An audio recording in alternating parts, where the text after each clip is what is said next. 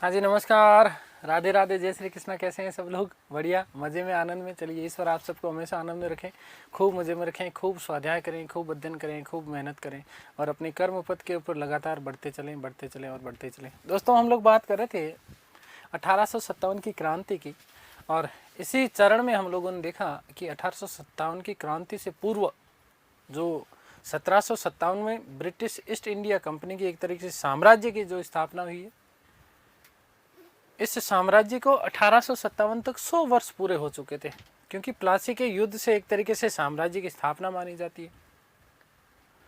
तो 1857 तक 100 वर्ष हो चुके थे और इन 100 वर्षों के दौरान अनेक विद्रोह हुए।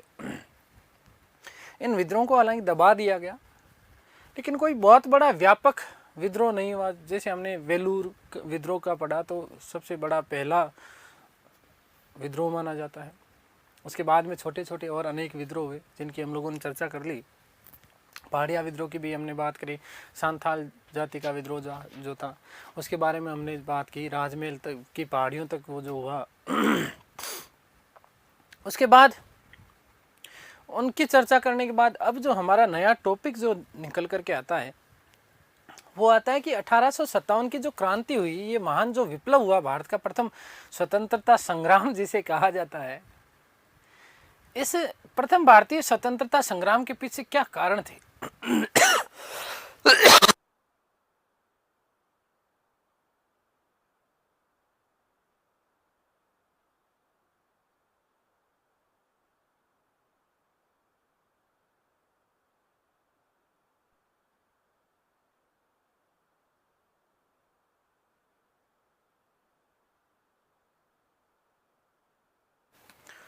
तो क्या क्या कारण हो सकते हैं, इन कारणों की हम लोग चर्चा करेंगे। जैसे हम बात करेंगे राजनीतिक कारण या प्रशासनिक कारण, जिन्हें कहते हैं हम लोग। क्या क्या राजनीतिक कारण थे, क्या प्रशासनिक कारण थे? राजनीतिक कारणों में यदि हम बात करें, प्रशासनिक कारणों में यदि हम बात करें, बहुत बड़ा यदि कोई कारण जिसके बारे में हमें समझ में आता है, तो वो कारण था एक तरीके से, जैसे हम सबसे पहले रिंग फेज की नीति की बात करेंगे।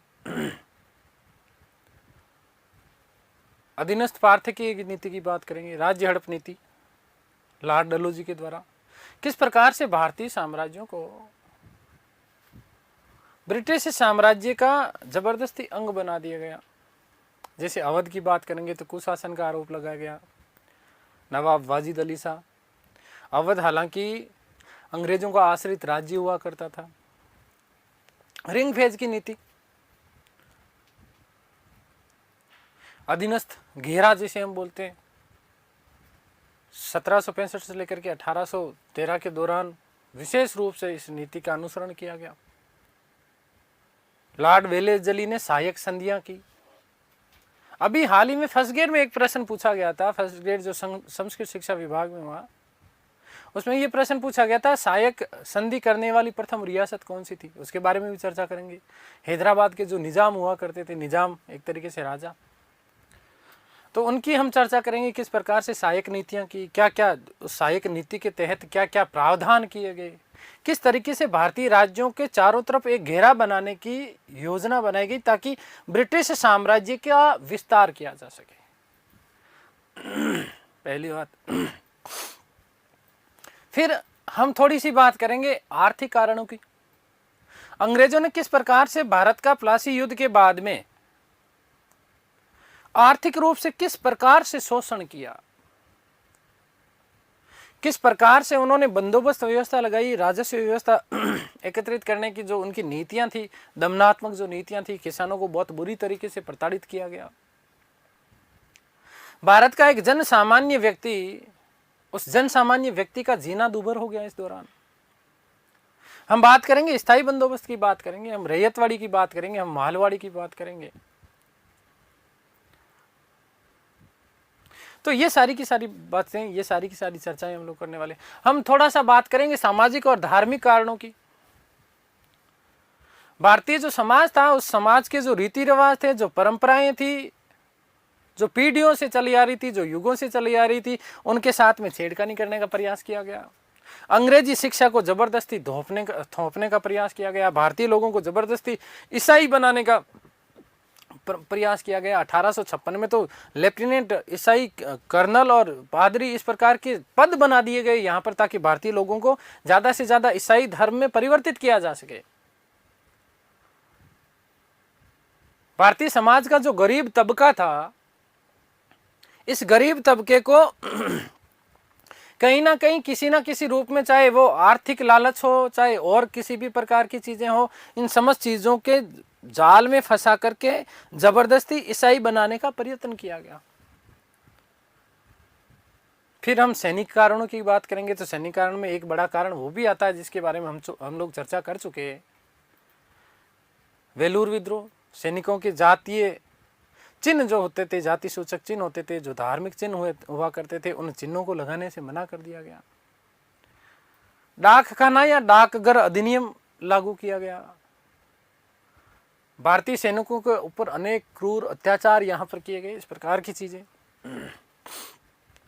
फिर उसी में जो है भारतीय सैनिकों को समुद्र पार बर्मा भेजने का षड्यंत्र। और फिर हम थोड़ा सा बात करेंगे तात्कालिक कारण क्या था। तो तात्कालिक कारण में सबसे बड़ा कारण कि जो ब्राउन बेस नामक राइफल चला करती थी, इस ब्राउन बेस नामक राइफल के स्थान पर एक नई राइफल लाई गई, और उस नई राइफल का नाम क्या था? Enfield rifle. इस एनफील्ड राइफल में गाय और सूअर की चर्बी का प्रयोग किया गया। बहुत बड़ा धार्मिक आहत था ये भारतीय हिंदू और मुस्लिम वर्ग के लिए,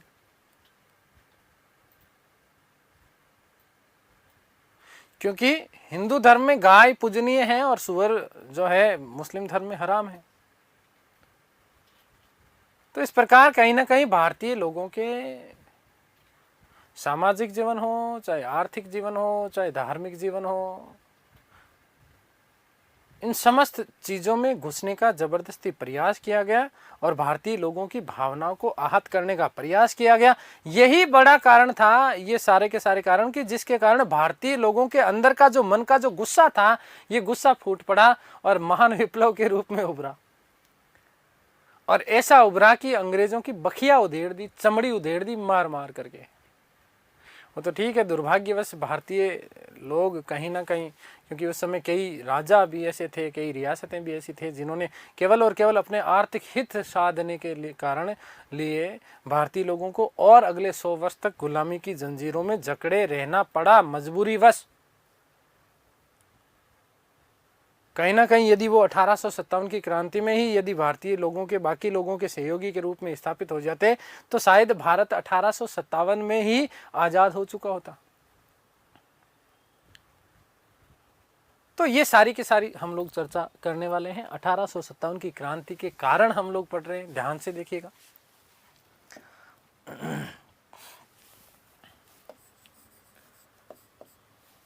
अठारह सौ सत्तावन की क्रांति के कारण, 1857 की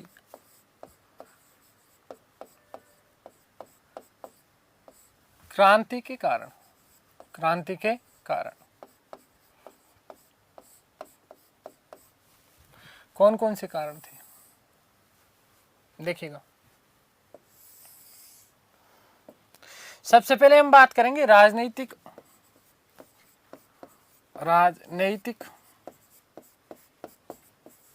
व प्रशासनिक कारणों की,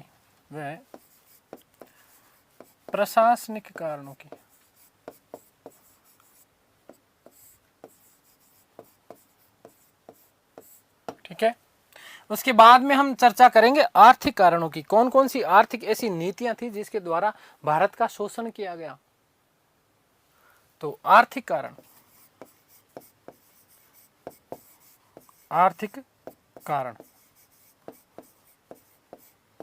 उसके बाद हम बात करेंगे सामाजिक व धार्मिक कारण की। सामाजिक व धार्मिक कारण,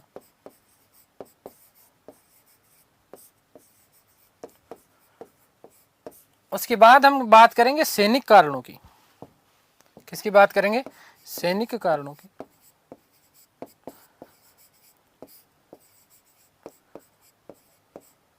और उसके बाद सबसे लास्ट में हम चर्चा करेंगे तात्कालिक कारण क्या थे। तो ये 5 मुख्य बिंदु हैं हमारे पास में अब पढ़ने के लिए।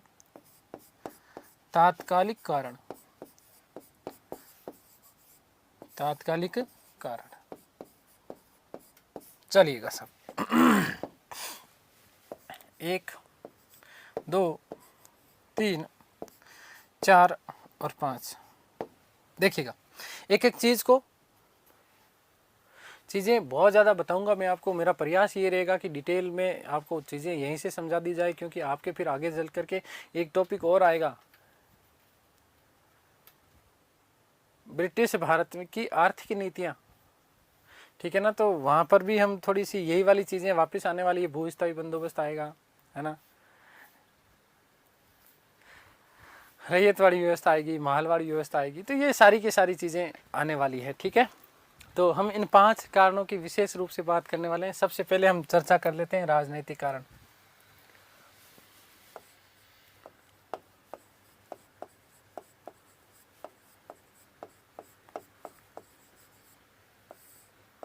राजनीतिक कारण,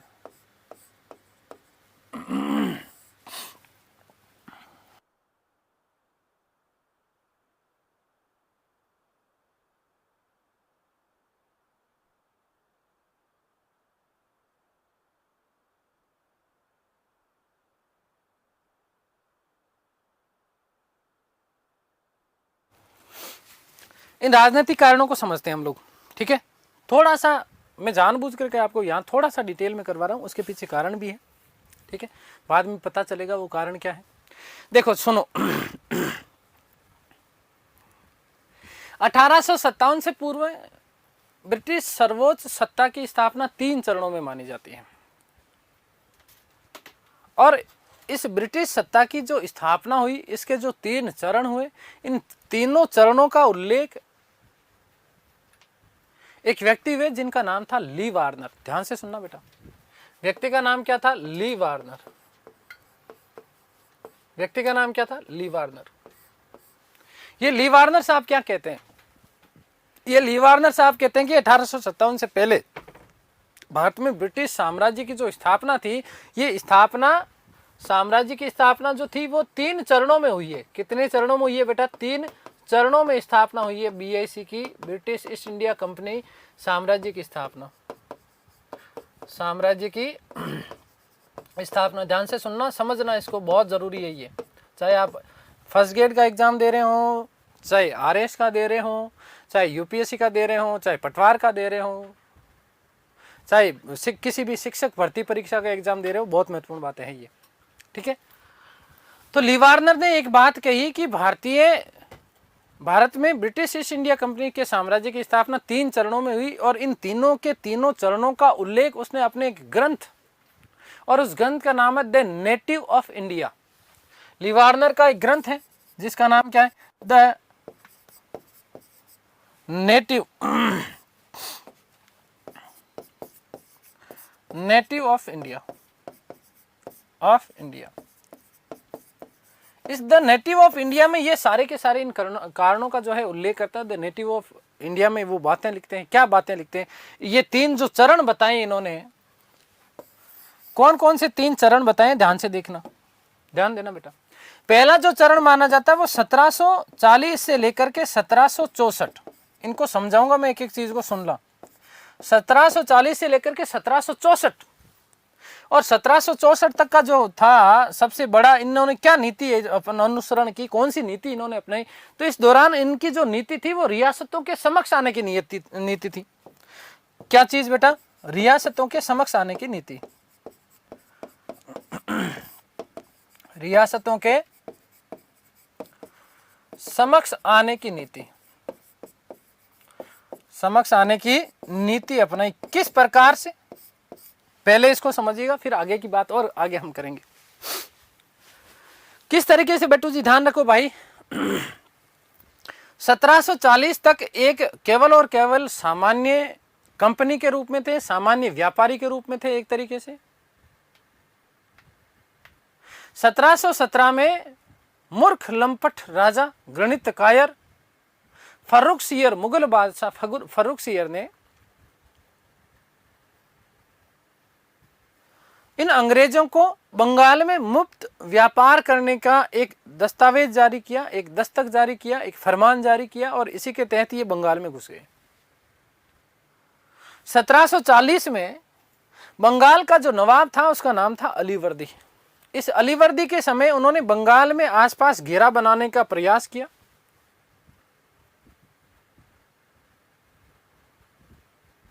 बंगाल का जो प्रथम गवर्नर माना जाता है, वो बंगाल का प्रथम गवर्नर कौन था? Robert Clive. कौन था बेटा? Robert Clive. ध्यान से सुनना भाई, प्रारंभिक रूप में एक केवल और केवल व्यापारिक कंपनी के रूप में आए थे, लेकिन धीरे धीरे उन्होंने भारतीय राज्यों के साथ में हस्तक्षेप करने का जो है हस्तक्षेप करना प्रारंभ कर दिया। रियासतों के सामने आ रहे हैं वो धीरे धीरे। 1757 में प्लासी का युद्ध लड़ा गया और 1757 के प्लासी के युद्ध के बाद में क्लाइव जो था, मैंने अभी अभी आपको कहा, मैंने कहा कि बंगाल का प्रथम गवर्नर जिसका नाम रॉबर्ट क्लाइव, इस रॉबर्ट क्लाइव ने मीर जाफर जो हुआ करते थे, मीर जाफर को हिंदुओं के खिलाफ भड़का करके फूट डालो और राज करो की नीति का अनुसरण करना उसने प्रारंभ कर दिया।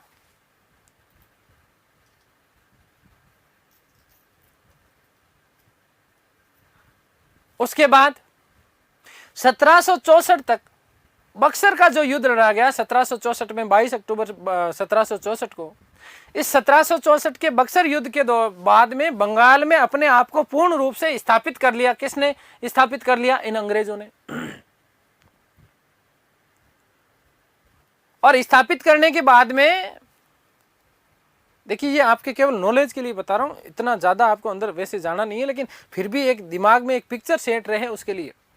1764 के बक्सर युद्ध के बाद में जब बंगाल में अपने आप को पूर्ण रूप से स्थापित कर लिया अंग्रेजों ने, तो उसके बाद में आपको पता हो तो एक इलाहाबाद की संधि हुई और इस इलाहाबाद की संधि के द्वारा बंगाल के राजस्व के जितने भी अधिकार थे, ये सारे के सारे राजस्व के अधिकार अंग्रेजों ने प्राप्त कर लिए।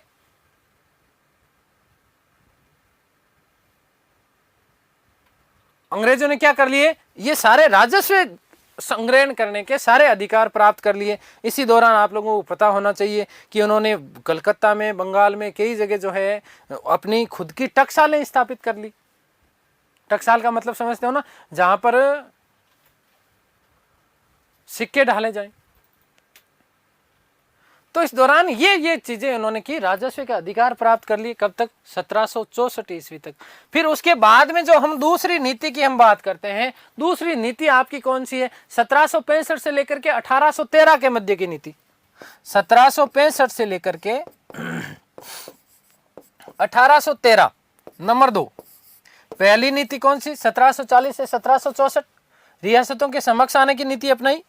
दूसरा क्या है? 1765 से लेकर के 1813 तक की जो इनकी नीति है वो कहलाती है रिंग फेज नीति या अधीनस्थ घेरे की नीति। अब यहां से आपका बहुत महत्वपूर्ण प्रश्न बनता है, ध्यान से सुनो कि अधीनस्थ घेरे या रिंग फेज की नीति का अनुसरण किसके द्वारा किया गया था? तो सर्वप्रथम रिंग फेज नीति का अनुसरण किया गया था लॉर्ड वेलेस्ली के द्वारा। 1798 से लेकर के 1805 के दौरान ये गवर्नर जनरल बनकर के आया। तो आप लोगों के दिमाग में एक चीज आ रही होगी। क्या चीज आ रही होगी? देखो, बहुत ध्यान से सुनना है, समझना है इन चीजों को, क्योंकि इतना डिटेल में ना तो आपको कोई पढ़ाएगा और ना फिर चीजें समझ में आएगी। मैंने कहा कि साहब 1765 से लेकर के 1813 है ना, ये जो नीति कहलाती है वो क्या कहलाती है बेटा? रिंग फेज नीति। कौन सी? रिंग फेज नीति, या इसी को हम क्या बोलते हैं? अधीनस्थ घेरे की नीति। अधीनस्थ घेरे की नीति, अधीनस्थ घेरे की नीति, ठीक है। और फिर मैंने इसमें कहा कि विशेष रूप से जो अधीनस्थ घेरे या रिंग फेज की नीति अपनाई गई वो 1798 से लेकर के 1805 भारत में एक गवर्नर जनरल बन के आया जिसका नाम क्या था? Lord Wellesley. कौन था? लॉर्ड वेलेस्ली ने अपनाई। तो आपके दिमाग में एक प्रश्न आ रहा होगा कि गुरुजी फिर ये 1765 क्यों लिखा आपने? भाई आपने 1765 क्यों लिखा? आपके दिमाग में ये भी प्रश्न तो आना वाजिब है और जवाब देना मेरा फिर फर्ज है। तो देखिएगा 1765 के बाद में लेकर के 1765 से जहां वापस रॉबर्ट क्लाइव आता है, 1765 में वापस गवर्नर बन करके आता है, कहाँ का, बंगाल का। और बंगाल का गवर्नर बनने के बाद में मैंने कहा ना, इलाहाबाद संधि के द्वारा, कौन सी संधि के द्वारा, इलाहाबाद संधि के द्वारा राजस्व के जो है अधिकार प्राप्त कर लेता है। संपूर्ण बंगाल में राजस्व अधिकार ग्रहण करने की नीति अपना ली जाती है, किसके द्वारा, ब्रिटिश ईस्ट इंडिया कंपनी के द्वारा। उसके बाद में जो 1773 का रेगुलेटिंग एक्ट आया, जिसे हम नियामक अधिनियम बोलते हैं, इसी नियामक अधिनियम के तहत पहली बार साम्राज्य का केंद्रीकरण, ध्यान से सुनना, शब्दों के ऊपर ध्यान देना, यदि आप पॉलिटी के भी स्टूडेंट हैं, सब्जेक्ट हैं आपके, तो ये चीजें समझ में आ जाएगी आपको कि केंद्रीकरण की नीति अपनाई गई। केंद्रीकरण का मतलब क्या, चीजों को इकट्ठा करने का प्रयास किया गया। 1773 का जो रेगुलेटिंग एक्ट आया, इस रेगुलेटिंग एक्ट के द्वारा बंबई, मद्रास और कलकत्ता, ये तीनों की तीनों एक संयुक्त प्रेसिडेंसी के रूप में कार्य कर रहे थे। किसके अधीन, बंगाल के अधीन। इन तीनों प्रेसिडेंसियों को बंगाल के अधीन कर दिया गया। तो यह भी एक तरीके से रिंग फेज या अधीनस्थ घेरे की ही नीति कहलाती है, जो कि सबसे पहले वारेन हेस्टिंग्स ने अपनाई। और वारेन हेस्टिंग्स ने भी अपने आसपास के जो पड़ोसी राज्य थे, इन पड़ोसी राज्यों के साथ में इसने सहायक संधियां की।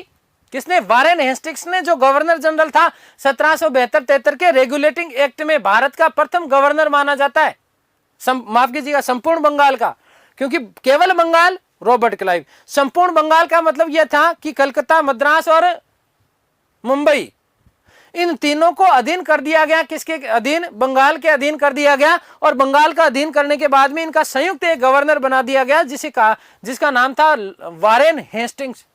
तो संपूर्ण बंगाल का गवर्नर बना। और इसी दौरान यहां पर एक उल्लेख यह भी मिलता है कि झांसी के साथ में, आगे आएगी ये चीज वैसे वस्तुतः वापस क्या, कि झांसी के साथ में वारेन हेस्टिंग्स ने एक जो है छोटी सी सहायक संधि की थी। तो उस नीति को भी हम अधीनस्थ घेरे की नीति या रिंग फेज की नीति के अनुसार रख सकते हैं। फिर विशेष रूप से क्या, कि 1798 से लेकर के 1805 के दौरान जो गवर्नर जनरल बन के आए लॉर्ड वेलेजली, लॉर्ड वेलेजली साहब ने क्या किया, रिंग फेज की नीति का वास्तविक जो अनुसरण किया, अधीनस्थ घेरे की जिसको नीति हम बोलते हैं, वो वास्तविक अनुसरण किसके द्वारा किया गया था, लॉर्ड वेलेजली के द्वारा। क्या उद्देश्य था, क्या कारण था, क्या किस प्रकार से इस नीति का उन्होंने अनुसरण किया, ध्यान से सुनना बेटा।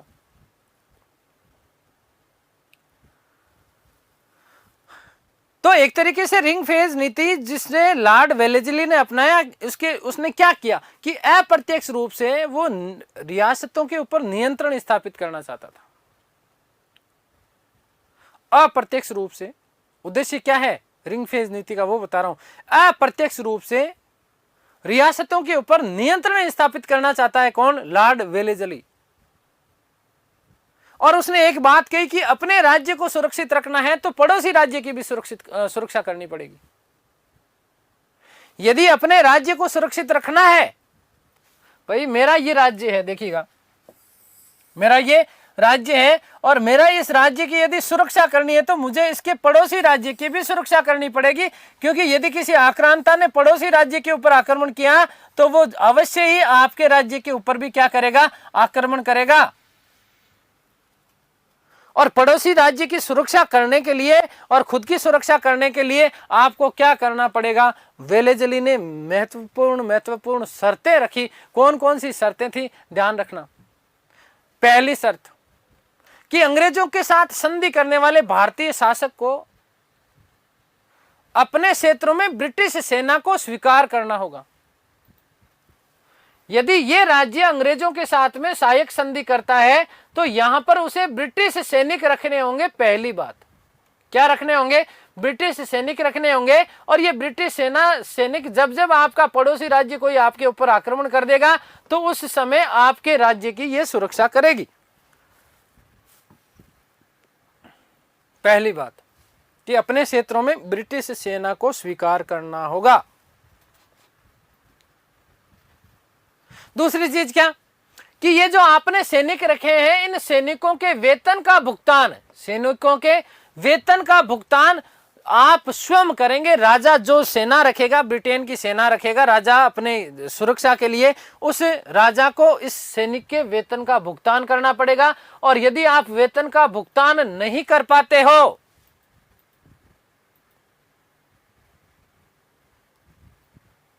यदि आप इस सेना के वेतन का भुगतान नहीं कर पाते हो, तो आपका जो ये आपके साम्राज्य का कोई एक क्षेत्र उस वेतन के बदले ब्रिटिश सत्ता अपने सत्ता में मिला लेगी। उसका कोई भी क्षेत्र का एक भाग सीधे सीधे अंग्रेजों के क्या हो जाएगा, अधीन हो जाएगा। घेर लिया। आप जो ये काम करेंगे, आप जो वेतन देंगे, इस वेतन के बदले हम क्या करेंगे, ब्रिटिश ईस्ट इंडिया कंपनी क्या करेगी वो सुनना। कि इस संधि, आप जो संधि करोगे ब्रिटिश ईस्ट इंडिया कंपनी के साथ में, इस संधि के बदले में हम आपको एक तो विदेशी आक्रमण से सुरक्षा प्रदान करेंगे, और साथ ही साथ आपके जो आंतरिक रियासतों के आक्रमण जो होंगे, उन आंतरिक रियासतों के आक्रमण से भी हम आपको सुरक्षा प्रदान करेंगे। यदि कोई ये आक्रमण करेगा तो भी हम सुरक्षा प्रदान करेंगे, और कोई विदेशों से बाहर से यदि कोई आक्रमण होगा तो उसकी भी हम आपकी क्या करेंगे, सुरक्षा करेंगे। और इसके लिए आपको सैनिक रखने पड़ेंगे, और सैनिक को वेतन देना पड़ेगा। और वेतन यदि आप नहीं चुका पाए तो आपके साम्राज्य का कोई, जैसे ये वाला छोटा सा भाग है, उस वेतन के बदले ब्रिटिश साम्राज्य में जो है विलय कर दिया जाएगा उसका। समझ रहे हो ना बात? ध्यान देना, देखो एक एक चीज। फिर क्या अगली पॉइंट क्या है इसका? अगला पॉइंट ये कि आप बिना हमारी अनुमति के, ब्रिटिश ईस्ट इंडिया कंपनी की अनुमति के बिना किसी अन्य विदेशी शक्ति के साथ में आप संधि नहीं कर सकते। बिना ब्रिटिश ईस्ट इंडिया कंपनी के अनुमति के आप विदेशी शक्तियों के साथ में क्या नहीं कर सकते, संधि नहीं कर सकते, और दूसरी रियासतों के साथ में राजनीतिक संबंध भी स्थापित नहीं कर सकेंगे। राजनीतिक संबंध भी स्थापित नहीं कर सकेंगे। और यही थी आपकी वेलेजली द्वारा अपनाई गई सहायक संधि। सर्वप्रथम सहायक संधि करने वाली जो रियासत थी उसका नाम था हैदराबाद रियासत, जिसने 1798 ईस्वी में लॉर्ड वेलेजली के साथ में क्या कर ली, सहायक संधि कर ली। हैदराबाद के निजाम ने सबसे पहले, निजाम का मतलब राजा होता है वहां पर, निजाम का मतलब क्या होता है बेटा जी, राजा होता है, जिसने सबसे पहले वेलेजली के साथ में क्या करी, सहायक संधि करी। ये प्रश्न अभी फर्स्ट ग्रेड के पेपर में पूछा गया संस्कृत शिक्षा विभाग के द्वारा। ठीक है, तो महत्वपूर्ण प्रश्न बनता है। उसके बाद में हम बात करेंगे मैसूर और तंजौर, जिन्होंने 1799 में संधि की। और भी कई रियासतों ने संधियां की, उसके बारे में हम चर्चा करेंगे, लेकिन पहले मैं आपके लोगों के लिए लिख देता हूं। ठीक है, देखिएगा।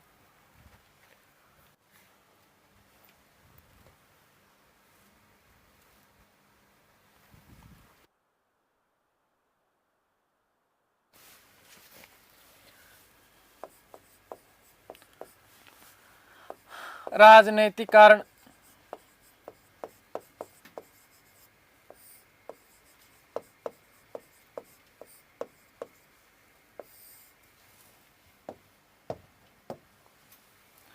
ध्यान दीजिएगा।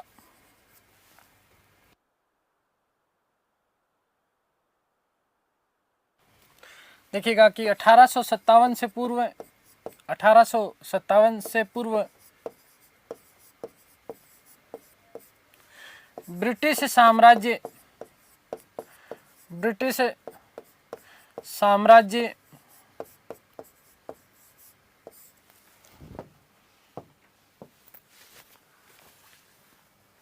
की सत्ता की स्थापना, ब्रिटिश साम्राज्य की सत्ता की स्थापना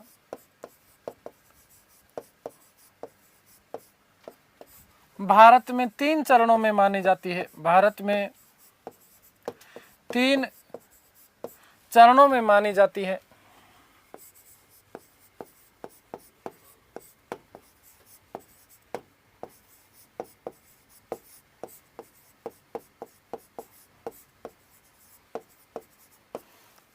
इसका उल्लेख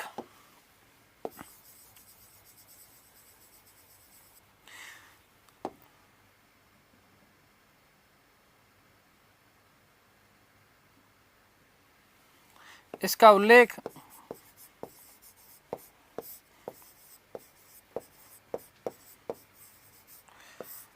ली वार्नर ने अपने ग्रंथ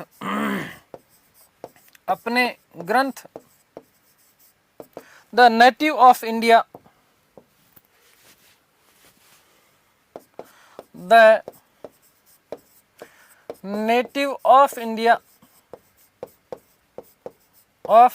में किया है।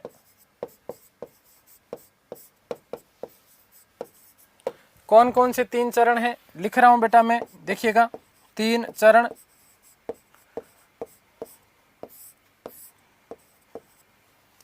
पहला चरण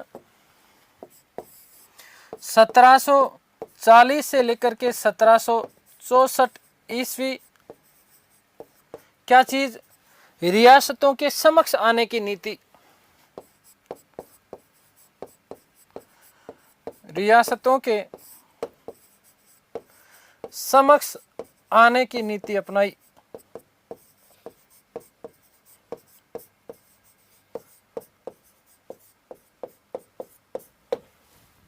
नंबर 2 1764 ईस्वी से लेकर के 1813 ईस्वी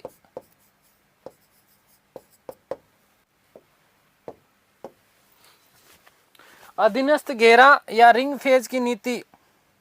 अधीनस्थ घेरा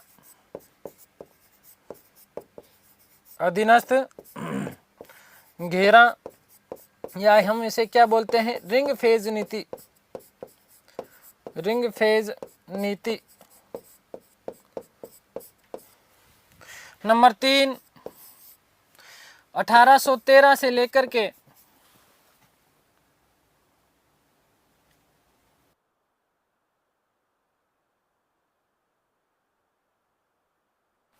माफ करना 1813 नहीं 1814 होगा बेटा, है ना। 1814 से लेकर के 1857 महान विप्लव तक कौन सी नीति थी? अधीनस्थ पार्थक्य की नीति। अधीनस्थ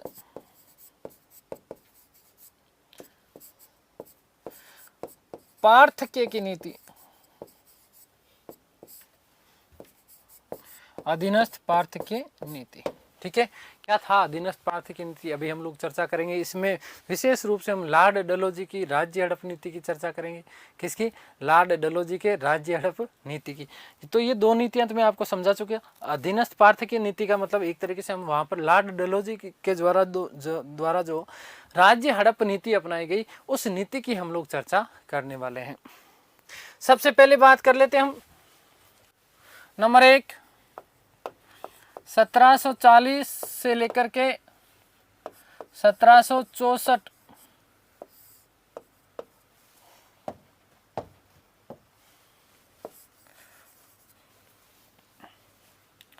अंग्रेज प्रारंभ में केवल व्यापारी के रूप में आए।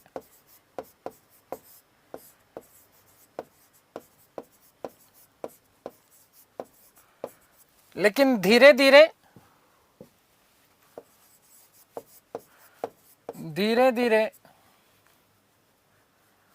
रियासतों में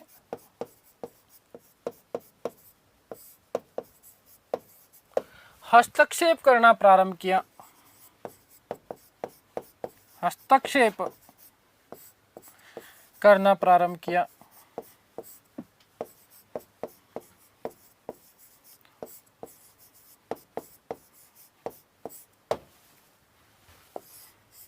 बंगाल के प्रथम गवर्नर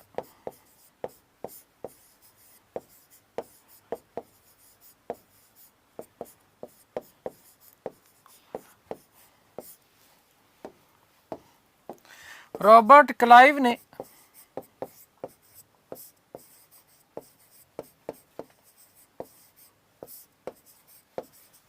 बंगाल के शासक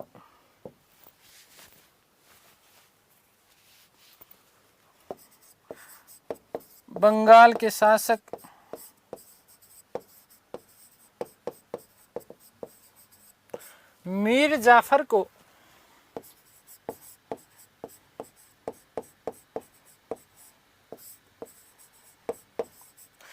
हिंदुओं के खिलाफ भड़काकर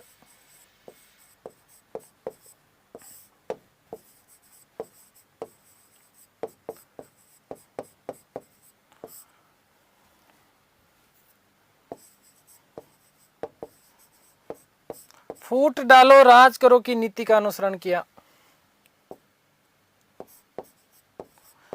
फूट डालो राज करो नीति प्रारंभ की।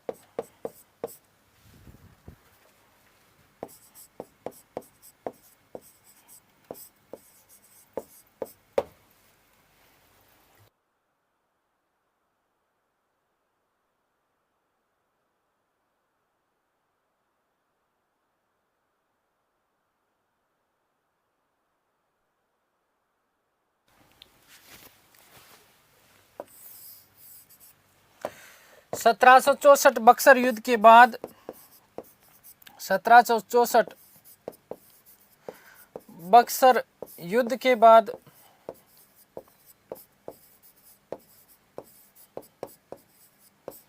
इलाहाबाद संधि द्वारा इलाहाबाद संधि द्वारा बंगाल के समस्त राजस्व अधिकार बंगाल के समस्त राजस्व अधिकार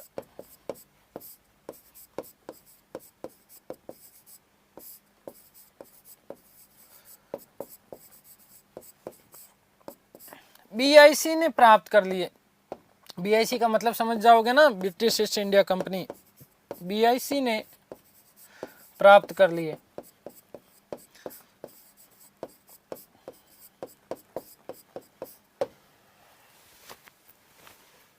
ठीक है, नेक्स्ट नंबर 2, 1764 से लेकर के 1813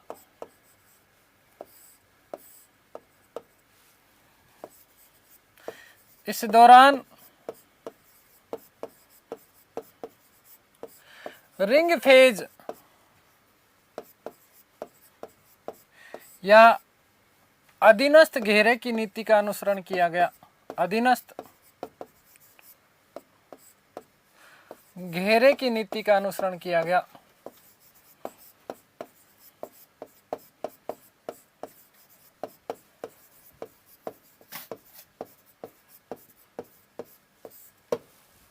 ठीक है, सर्वप्रथम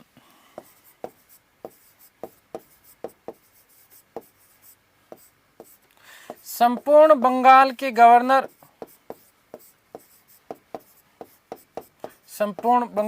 गवर्नर जनरल, ठीक है ना, पहले गवर्नर हुआ करता था। देखो ध्यान से सुनना, अभी गवर्नर और गवर्नर जनरल सारी एक सेकंड में अभी मैं क्लियर भी करवा दूंगा, लेकिन पहले सुन लो।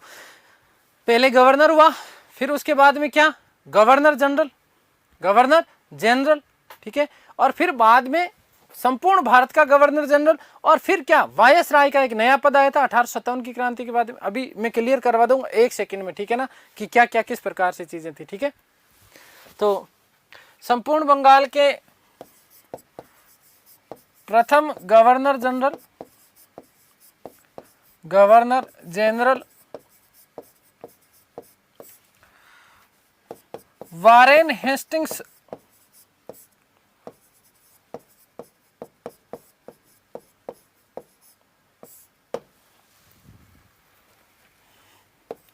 ने पड़ोसी राज्यों के साथ, पड़ोसी रियासतों के साथ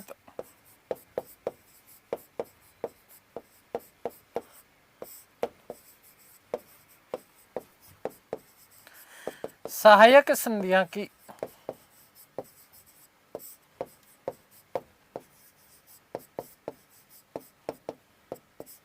ज़्यादा बड़े लेवल पे नहीं की थी, छोटे छोटे लेवल पे।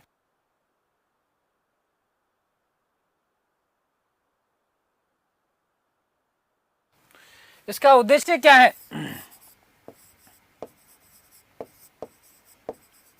तो याद रखिएगा, उद्देश्य क्या है कि अप्रत्यक्ष रूप से रियासतों के ऊपर, अप्रत्यक्ष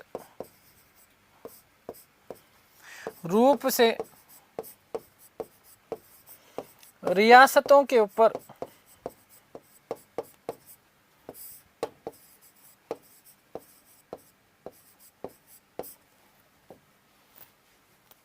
नियंत्रण स्थापित करना,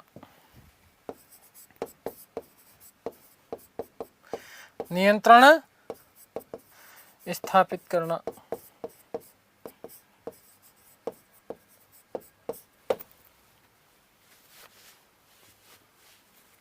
क्या था इसमें कि अपने राज्य की सुरक्षा करनी है तो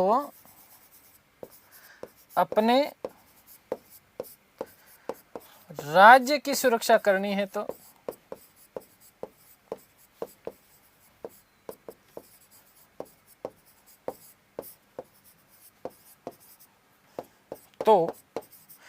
पड़ोसी राज्य की भी सुरक्षा करनी होगी, पड़ोसी राज्य की भी सुरक्षा करनी होगी।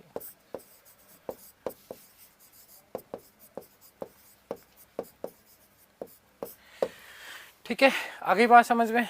अब सर्वप्रथम देखो वेलेजली ने क्या करी, वेलेजली ने सहायक संधियों का अनुसरण किया। महत्वपूर्ण प्रश्न बनता है। ठीक है, वेलेजली की सहायक संधियों की क्या क्या शर्तें थी, उसकी शर्तें मैं आप लोगों को बता चुका हूँ। चलिए लिख देता हूँ, इंपॉर्टेंट कर लेना इसको बेटा जी, कि सर्वप्रथम लॉर्ड वेलेजली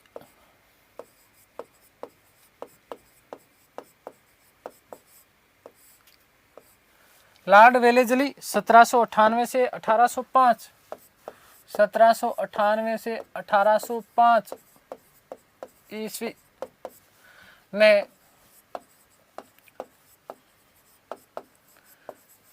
सहायक संधि प्रारंभ की। देखो दिमाग में कोई कंट्रोवर्सी मत रखना, क्योंकि मैंने एक बात अभी आपको और भी बताई है। क्या बात बताई है कि भाई वारेन हेस्टिंग्स ने की, लेकिन वो एक तरीके से हम उसको क्या प्रामाणिक नहीं बोल सकते, है ना, वो कोई लिखित में नहीं था। ठीक है, ये क्या करता था, लिखित में लेता था। इसने शर्तें बनाई पूरी की पूरी, है ना, क्योंकि 1772-73 में जब आया क्या नाम रे वारेन हेस्टिंग्स आया, तो उसने सहायक संधियां अवश्य की, लेकिन वो कोई लिखित प्रमाणिक वो चीजें नहीं है ना। ऐसा उल्लेख ये जरूर मिलता है, ठीक है, कि सर्वप्रथम सहायक संधि करने वाला व्यक्ति जिसने इस तरीके की परंपरा की शुरुआत की तो वारेन हेस्टिंग्स। लेकिन यदि दोनों ऑप्शन में आ जाए ना, देखो ध्यान से सुन लेना इस चीज को, फिर ऐसे मत सोचना कि गुरुजी ने बताया नहीं। दोनों ऑप्शन में आ जाए तो आपको लॉर्ड वेलेजली करना है बेटा। रिंग फेज की नीति का संस्थापक या अधीनस्थ घेरे की नीति का संस्थापक लॉर्ड वेलेजली ही माना जाता है। ये मोस्ट इंपॉर्टेंट है, याद रखना। ठीक है, आगे बात समझ में क्लियर है ना। तो इसकी मैं सहायक संधि की शर्तें लिख रहा हूं। सहायक संधि की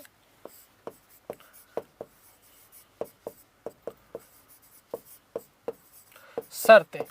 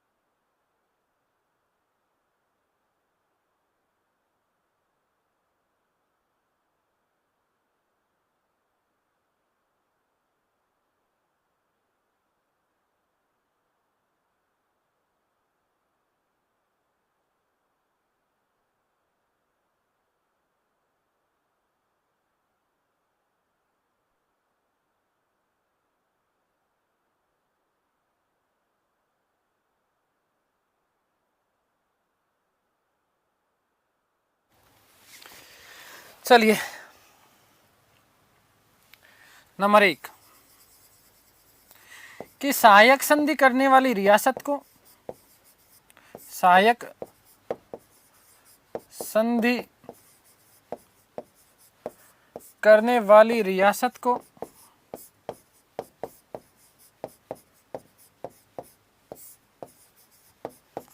अपने क्षेत्र में, अपने क्षेत्र में या रियासत में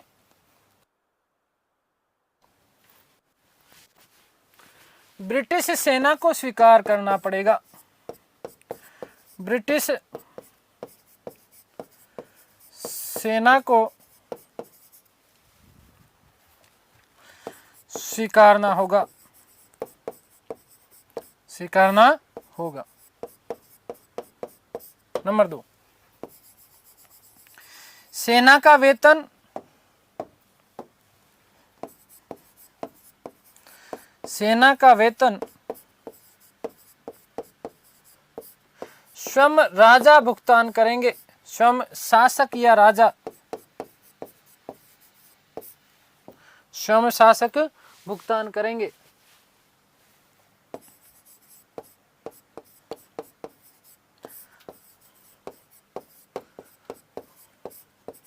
वेतन का भुगतान नहीं कर पाने की स्थिति में, वेतन भुगतान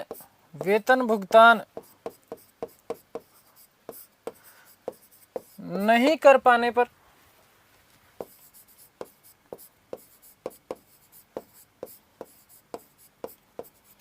उनके रियासत का एक भाग, उनकी रियासत का एक क्षेत्र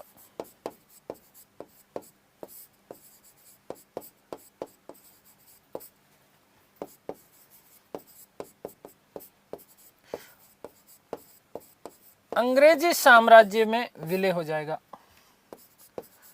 अंग्रेजी साम्राज्य का अंग बन जाएगा या अंग्रेजी साम्राज्य का भाग बन जाएगा। ठीक है, अगली बात कि इस वेतन के बदले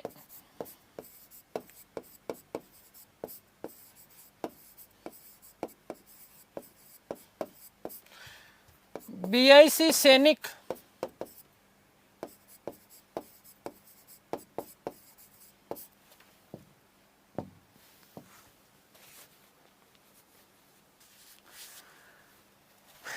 विदेशी आक्रमण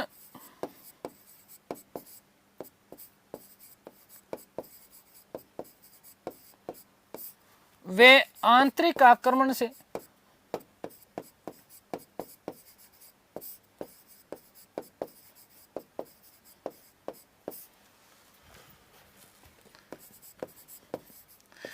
रियासत की सुरक्षा करेंगे।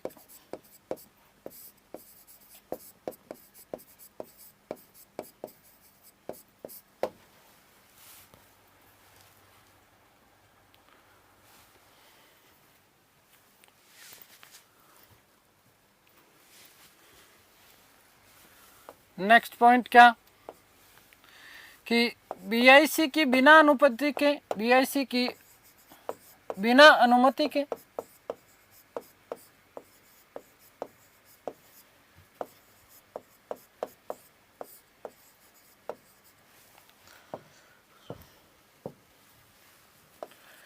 विदेशी शक्तियों के साथ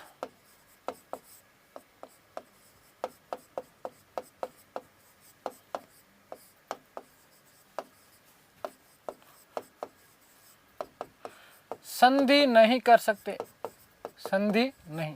अब यहाँ पर आपके दिमाग में एक चीज आ रही होगी कि ये और कौन सी विदेशी शक्तियों की बात कर रहे हैं, अन्य कौन सी विदेशी शक्तियां हैं।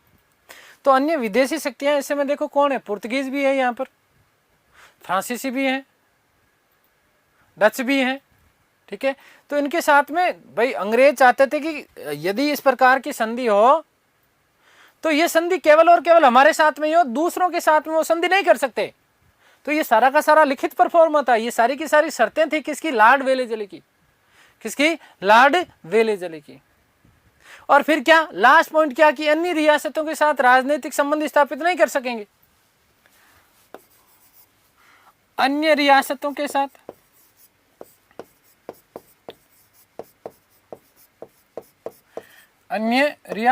साथ राजनीतिक संबंध स्थापित नहीं कर सकेंगे।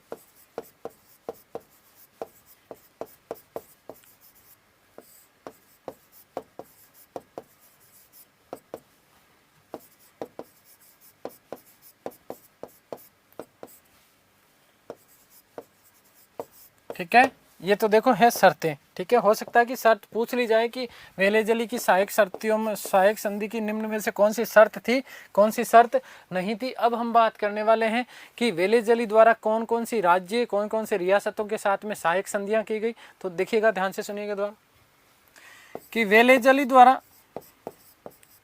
द्वारा की गई सहायक संधियां।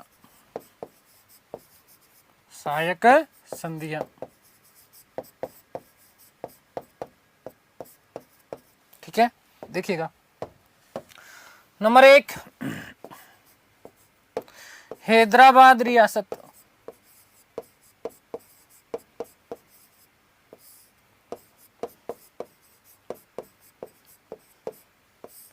कब की 1798 में,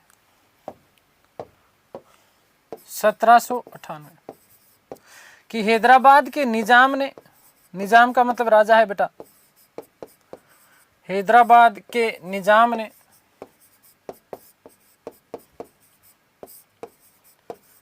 सर्वप्रथम संधि की।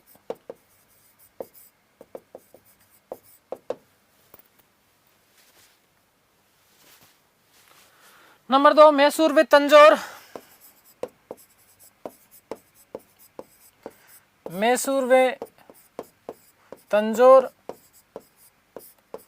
तमिल प्रदेश, कब की गई, 1799 में, 1799 ईस्वी।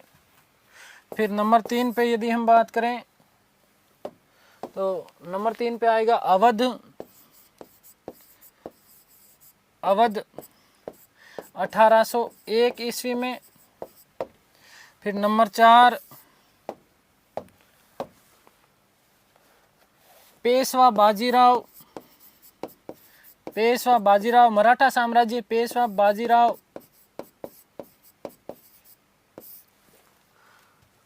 द्वितीय, कब की गई थी, 1801 में की गई ये भी। ठीक है, मराठा साम्राज्य।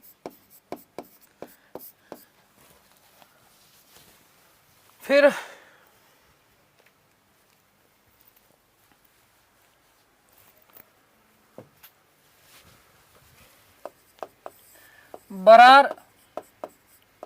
बरार ने संधि की 1804 में। और नंबर 6 ग्वालियर, 1805 ईस्वी।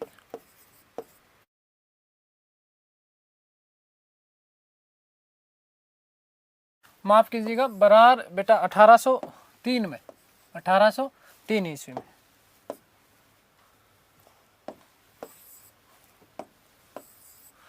बरार ने कब, 1803 ईस्वी में, और ग्वालियर ने 1805 ईस्वी में।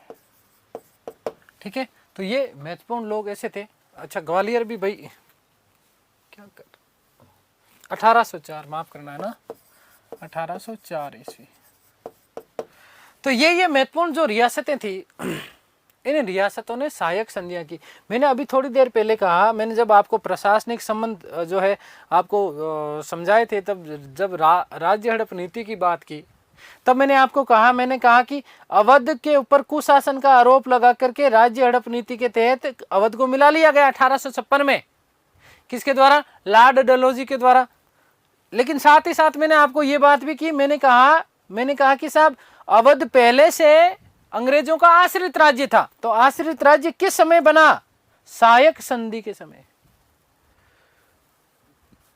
आगे चल करके पेशवा बाजीराव द्वितीय ने, यहां पर देखो मराठा साम्राज्य, इनकी रियासत की जो है सहायक संधि की है। आगे हम बात करेंगे नाना साहिब, नाना साहिब से उनकी पेशवाई छीन ली गई,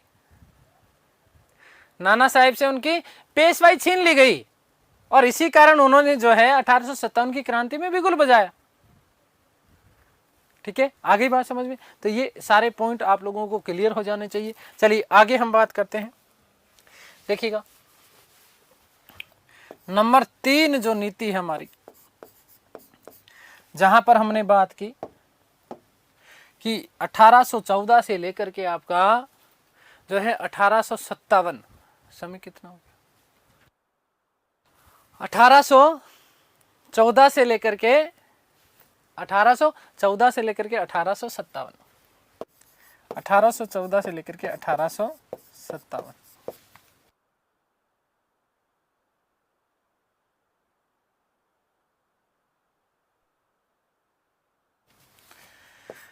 इस दौरान क्या किया, क्या था यहां,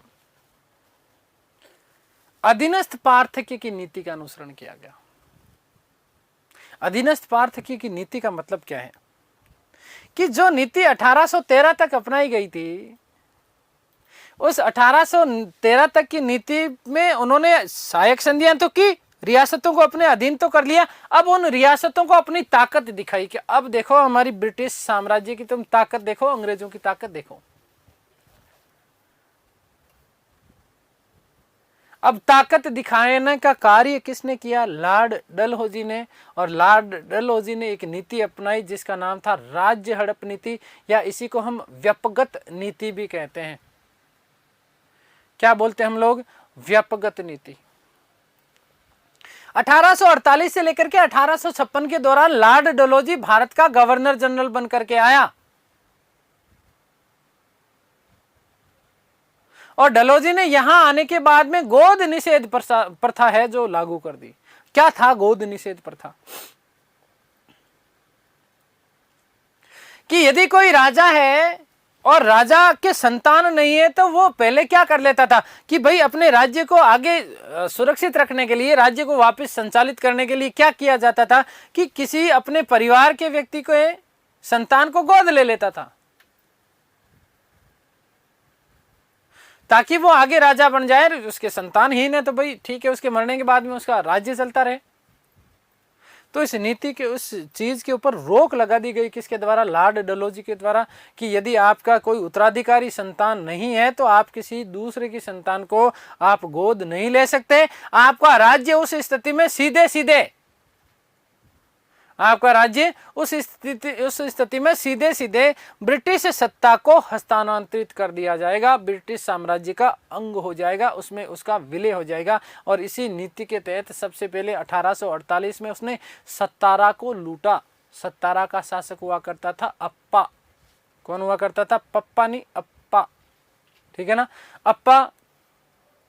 इस अप्पा के साम्राज्य को 1848 में उसने जो है ब्रिटिश ईस्ट इंडिया कंपनी का आश्रित राज्य घोषित किया और ब्रिटिश साम्राज्य में या ब्रिटिश भारत में उसका क्या कर दिया गया, विलय कर दिया गया।